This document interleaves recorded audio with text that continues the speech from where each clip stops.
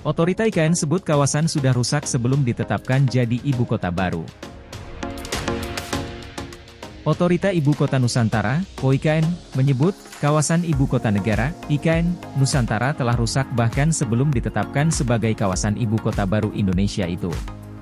Total ada sekitar 120.000 hektar lahan hutan yang harus direhabilitasi ataupun direstorasi. Deputi Bidang Lingkungan Hidup dan Sumber Daya Alam OIKN Mirna Asnawati Safitri mengatakan, pihaknya berkewajiban untuk mempertahankan keanekaragaman hayati di IKN. Namun untuk mencapai hal itu, pihaknya perlu berupaya ekstra.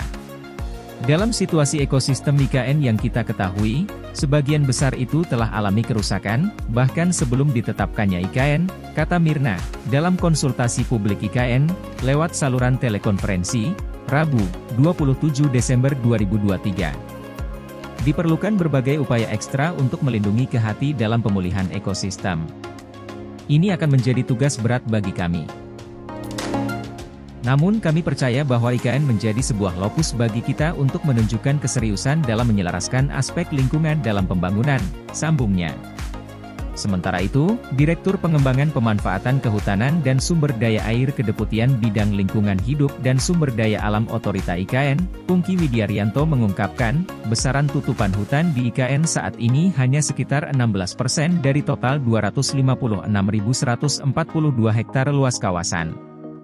Kita tahu bahwa IKN secara baseline atau kondisi saat ini, bahkan sebelum dicanangkan, hutan di IKN hanya sekitar 16% dari total 250 ribuan hektar dengan laju deforestasi sekitar 1.000 hektar per tahun berdasarkan analisis tutupan lahan KLHK 2009 hingga 2019, kata Pungki dalam kesempatan yang sama.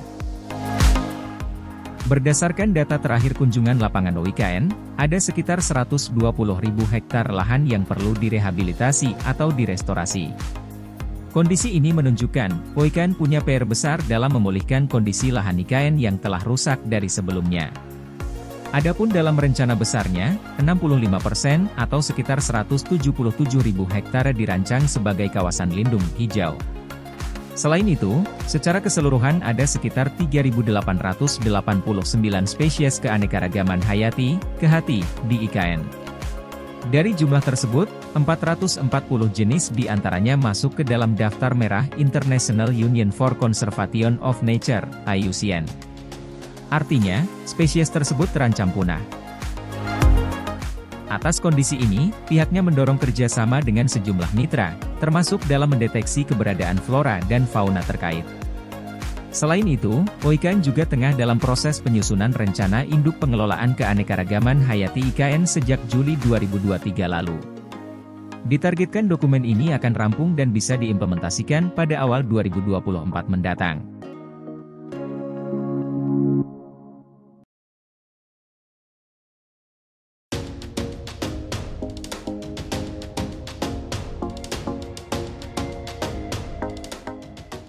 OIKN akan meluncurkan rencana induk pengelolaan kehati IKN pada 2024.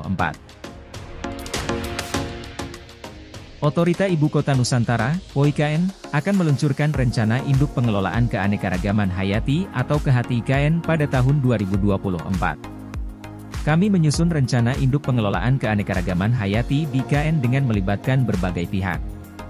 Rencananya memang kami akan matangkan dan kami akan meluncurkannya pada tahun depan, kata Direktur Pengembangan Pemanfaatan Kehutanan dan Sumber Daya Air Pungki Widiaryanto dalam konsultasi publik rencana induk pengelolaan keanekaragaman hayati Ibu Kota Nusantara yang diikuti secara daring, di Jakarta, Rabu. Pungki mengatakan, visi dari rencana induk pengelolaan keanekaragaman hayati IKN, yakni mewujudkan kota hutan berkelanjutan yang memberikan kontribusi kepada tujuan konservasi biodiversitas nasional maupun global. Adapun misi dari rencana induk tersebut, antara lain mempertahankan ekosistem hutan dan lahan basah yang masih tersisa, kemudian merehabilitasi, merestorasi, dan mereklamasi ekosistem yang rusak. Lalu mengoptimalkan kinerja para pihak dalam pelestarian dan pemanfaatan keanekaragaman hayati. Kemudian meningkatkan kapasitas dan kepedulian masyarakat adat serta lokal dalam pengelolaan keanekaragaman hayati. Misi selanjutnya menegakkan peraturan perundang-undangan dalam rangka pengelolaan keanekaragaman hayati. Sedangkan tujuan dari pengelolaan keanekaragaman hayati sendiri, yakni pengembangan ilmu pengetahuan dan teknologi serta database dan sistem informasi keanekaragaman hayati. Tujuan lainnya adalah meningkatkan upaya konservasi keanekaragaman hayati melalui pengelolaan ekosistem habitat tumbuhan dan satwa di daratan maupun pesisir serta laut, konservasi in situ dan ex situ, dan lain-lain. Tujuan berikutnya memperlambat, mengurangi dan mengendalikan laju kehilangan, degradasi dan kepunahan keanekaragaman hayati. Kemudian melakukan rehabilitasi, restorasi, dan reklamasi ekosistem yang mengalami kerusakan sedang dan berat. Lalu meningkatkan pemanfaatan keanekaragaman hayati secara berkelanjutan. Tujuan selanjutnya peningkatan kapasitas kelembagaan dan peranata kebijakan serta penegakan hukum keanekaragaman hayati, dan tujuan lainnya yakni penyelesaian konflik keanekaragaman hayati. IKN dibangun dengan konsep kota pintar masa depan berbasis alam dengan 70% area di IKN merupakan area hijau. Harapannya adalah kita akan menghutankan kembali menjadi hutan-hutan tropis di Kalimantan.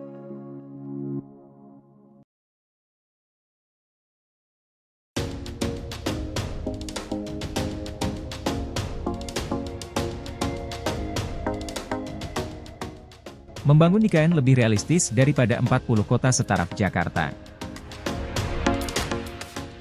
Wali Kota Balikpapan, Rahmat Masud, menegaskan bahwa warga Kalimantan mendukung penuh pemindahan Ibu Kota Negara, IKN, dari DKI Jakarta ke Kalimantan Timur. Pemindahan Ibu Kota bahkan dinilai lebih realistis daripada ide membangun 40 kota setaraf Jakarta. Hampir seluruh warga Kalimantan Timur, khususnya Balikpapan, mendukung penuh pemindahan IKN. Saya sebagai kepala daerah berani mengatakan kalau membangun 40 kota setaraf Jakarta itu tidak logis. Kepala daerah saja selama 10 tahun belum tentu bisa mengubah desa menjadi kota, kata Rahmat.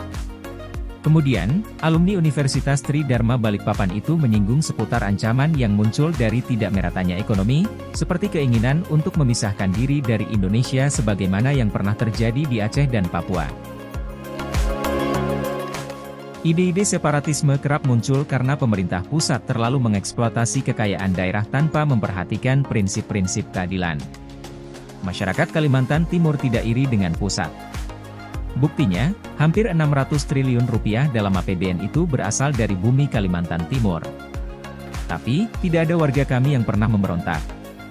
Maksud saya, pemerataan merupakan cara untuk mewujudkan Indonesia Maju 2045 melalui pembangunan yang tidak hanya terpusat di Jawa dan menjaga kesatuan bangsa, ujar Wali Kota Balikpapan sejak 2016 itu.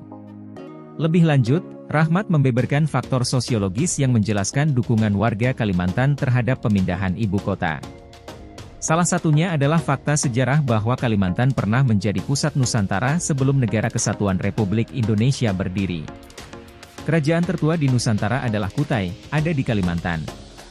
Kerajaan yang mengenal agama pertama, dan salah satunya Islam yang terbesar, ada di Kalimantan. Inilah yang menjadikan warga Kalimantan yakin bahwa sudah ada tanda-tanda kalau pemindahan ibu kota bisa mengembalikan kejayaan peradaban kita, ungkap dia. Tidak ketinggalan, politisi Golkar ini berterima kasih kepada calon wakil presiden nomor urut 2, Gibran Rakabuming Raka, yang menggaungkan aspirasi warga Kalimantan dalam debat Cawapres pada Jumat, 22 Desember 2023. Dia mengapresiasi bagaimana Gibran menarasikan pembangunan IKN bukan sekadar upaya pemerataan ekonomi, tapi juga sebagai simbol Indonesia sentris yang tidak terpusat di Pulau Jawa. Dia juga menyoroti keberanian Gibran sebagai sosok pemuda yang ingin menghadirkan perubahan di Indonesia. Saya melihat Mas Gibran berani mengorbankan dirinya untuk anak muda. Padahal karir dia masih panjang, dan tidak banyak anak muda yang berani seperti itu. Apa yang disampaikan Mas Gibran dalam debat kemarin, khususnya soal IKN dan pemerataan, adalah simbol perlawanan anak muda untuk bangkit, ujar dia. Pro kontra kebijakan pasti ada. Tapi kemaslahatan dan dukungan dari IKN ini sangat besar. Di Balikpapan, kami sudah melihat manfaat dari pembangunan IKN. Hotel-hotel penuh, alhamdulillah UMKM kuliner naik terus. Sekarang kami sedang mengantisipasi lonjakan orang, karena mereka pasti akan singgahnya di Balikpapan, ucap Rahmat.